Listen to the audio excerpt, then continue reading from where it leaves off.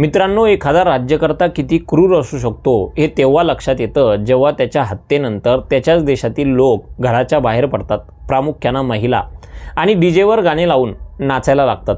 ही गोष्ट आहे 3-4 दिवसा अगोदर हत्या झालेली इराणचे सुप्रीम लीडर आयातुल्ला खामेनी यांची। हे आयातुल्ला खामेनी जवळजवळ मागच्या 37 वर्षापासून इराणचे सुप्रीम लीडर आहेत। मग नेमकं यांच्या हत्येनंतर महिला घराच्या बाहेर का पडल्या आणि त्यांनी वेगवेगळ्या गाण्यांवर डान्स का केला हा प्रश्न आहे।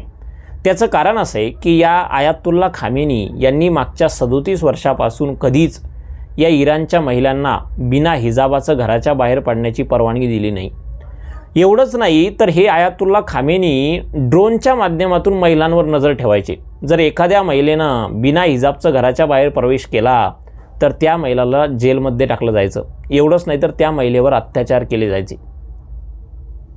या आयातुल्ला खामेनी यांचं असं मत होतं की महिलांचं 2च काम आहे, एक म्हणजे मुलांना जन्म देणं आणि दुसरं म्हणजे घर सांभाळणं।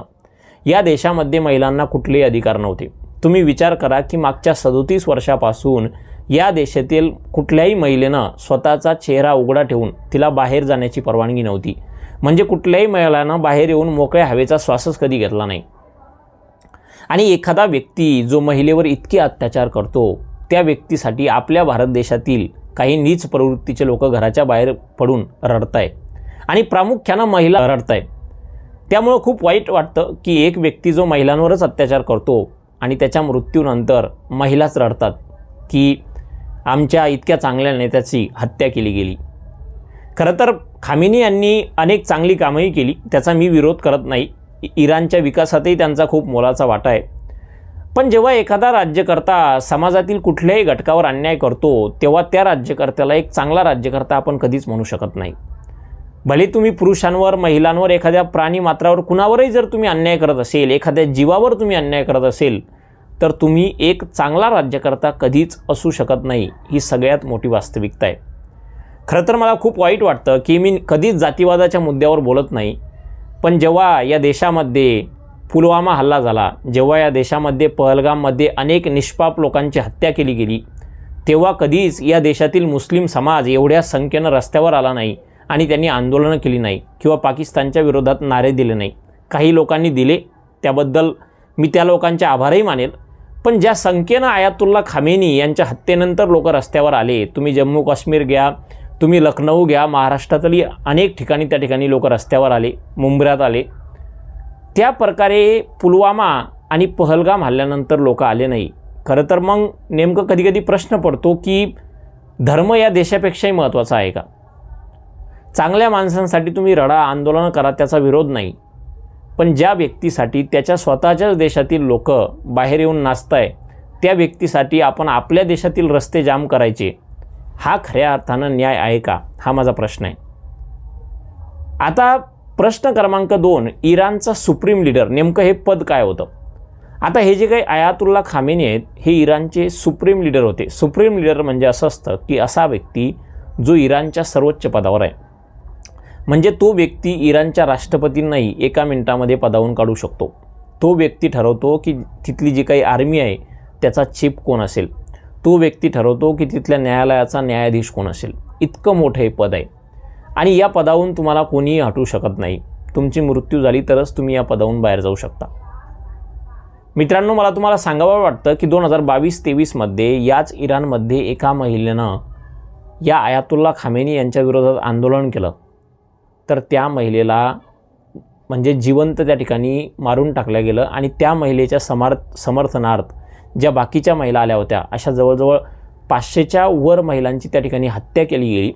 आणि हे सगळं प्रकरण जगासमोर येऊ नये म्हणून तिथं इंटरनेट बंद केलं गेलं। ही घटना आत्ता 2022-23ची आहे। अशी काही अत्यंत क्रूर आणि नीच प्रवृत्तीची कामं या आयातुल्ला खामेनी यांच्या लोकांनी त्या ठिकाणी केलेली आहेत। आणि हे सगळं केल्यानंतरही त्यांचं मत असं होतं की ते जे काही करताय ते धार्मिक मूल्यानुसार करताय, म्हणजे त्यामध्ये काहीही चुकीचं नाही। इस्लामिक धर्माचं जे काही मूल्य आहे त्यानुसार ते कामं करताय। असा हा संपूर्ण आयातुल्ला खामेनी यांचा हा प्रवास होता। मी जसं सुरुवातीला सांगितलं त्यांनी अनेक कामंही केली। आता नेमकं हे आयातुल्ला खामेनी जे 1989 पासून तिथले सुप्रीम लीडर आहेत, त्याच्या अगोदर 10 वर्ष कदाचित खामेनी नावाचे त्यांचे वडील तिथले सुप्रीम लीडर होते. पण 1979 पर्यंत हे इराण जगातील सगळ्यात विकसित देशांपैकी एक होतं. 1979 पर्यंत या इराणमध्ये महिलांना सगळ्या प्रकारचे स्वातंत्र्य होते. तेव्हा या इराणमध्ये जे काही तिथले सुप्रीम लीडर होते मोहम्मद रजा शाह यांनी या देशामध्ये कुणावर कुठलेही निर्बंध लावलेले नव्हते. म्हणजे आता जसं अमेरिका आहे तसं 1979 मध्ये इराण होतं. विचार करा तुम्ही.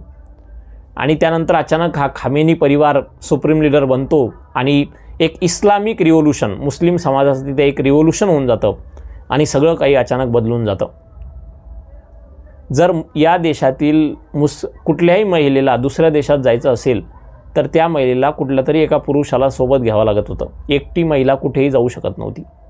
महिलांना अनेक प्रकारच्या नोकऱ्या करता येत नव्हत्या कारण त्यामध्ये निर्बंध होते. आणि अशा प्रकारचं हे संपूर्ण इराणचं जे काही मागच्या 37 आणि ते त्यांच्या वडिलांचे 10 म्हणजे 47 वर्षांपासूनचा हा जो काही वनवास तिथं महिलांचा होता तो वनवास खऱ्या अर्थानं खामेनी यांच्या हत्येनंतर आता बंद होईल अशी अपेक्षा आहे. खरं तर युद्धाचं समर्थन कोणीच करणार नाही. कोणालाही हा अधिकार नाही की तुम्ही कुठल्या देशाच्या राष्ट्राध्यक्षांना किंवा सुप्रीम लीडर यांची हत्या करा. ते चुकीचंच आहे, त्याचं कोणीही समर्थन करणार नाही. पण एखादा असा व्यक्ती ज्यानं एखाद्या जातीवर किंवा एखाद्या समाजातील घटकावर खूप अन्याय केला त्या व्यक्तीबद्दल आपण रस्त्यावर येऊन आंदोलनं करणं हे खरंच कुठंतरी चुकीचं वाटतं.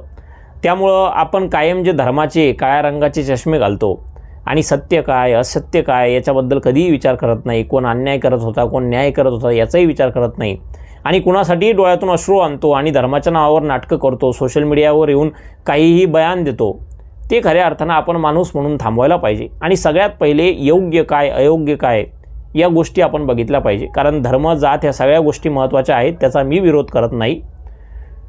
पण फक्त धर्माच्या नावावर चुकीच्या गोष्टींचं समर्थन करणं सुद्धा चुकीचंच आहे.